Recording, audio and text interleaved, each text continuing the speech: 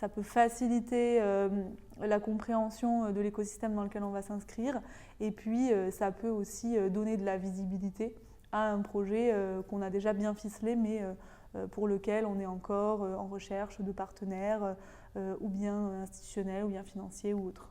Nous, on a besoin de savoir, de connaître un peu comment fonctionne le milieu associatif, mais de la même manière et de l'autre sens, le milieu associatif a besoin de connaître le milieu institutionnel. Il y a une partie financement aussi qui n'est pas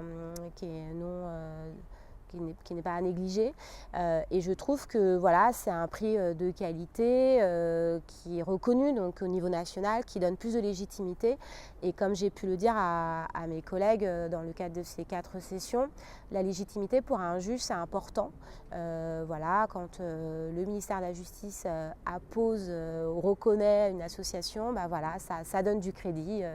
On ne révolutionne pas le monde, mais voilà, ça apporte du cachet, ça apporte du crédit. Donc c'est vrai que ça leur permet d'avoir un label qualité. Il n'y a pas à hésiter en fait, ça apporte une crédibilité, ça fait rencontrer du monde, ça fait créer un nouveau réseau. Ça apporte une certaine stabilité pour le projet, ça va renforcer finalement le projet en donnant des outils. Il n'y a pour moi pas à hésiter en fait, c'est vraiment une chance je pense que de faire partie de ce prix. Déjà ça m'a donné l'occasion de découvrir d'autres structures associatives qui bossent sur des thématiques plus ou moins similaires à la nôtre. Ça c'était très intéressant, ça m'a aussi permis d'avoir le retour d'acteurs plus institutionnels de la justice, donc des chefs d'établissement, des juges, des CEPIP, des DPIP, des membres de la DAP. Et du coup, ça permet de mieux comprendre les enjeux de chacun, de mieux comprendre les regards que les personnes portent sur ce qu'on fait nous au quotidien et sur ce qu'elles font elles au quotidien. Et donc ça permet de mieux saisir l'ensemble de cet univers assez clos en général. La première raison qui nous a fait candidater à ce prix, c'est qu'aucune des fermes Emmaüs n'avait été lauréate dans l'histoire de ce prix. Et que je trouvais ça intéressant, vu le modèle qu'on propose, qui est assez innovant mais assez mal connu, de mettre en avant aussi ce mouvement d'essaimage collectif.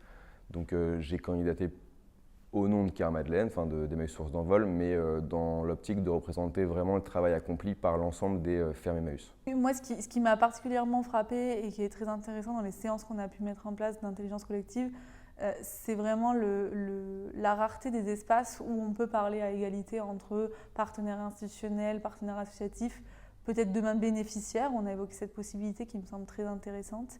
Et je pense que c'est réellement enrichissant, encore une fois, pour aller dans le sens de l'amélioration de politiques publiques.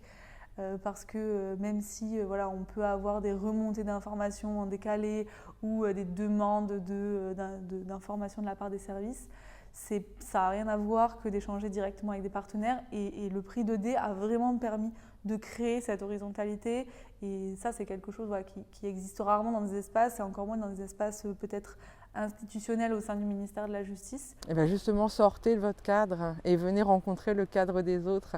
Venez vous faire une nouvelle équipe de travail.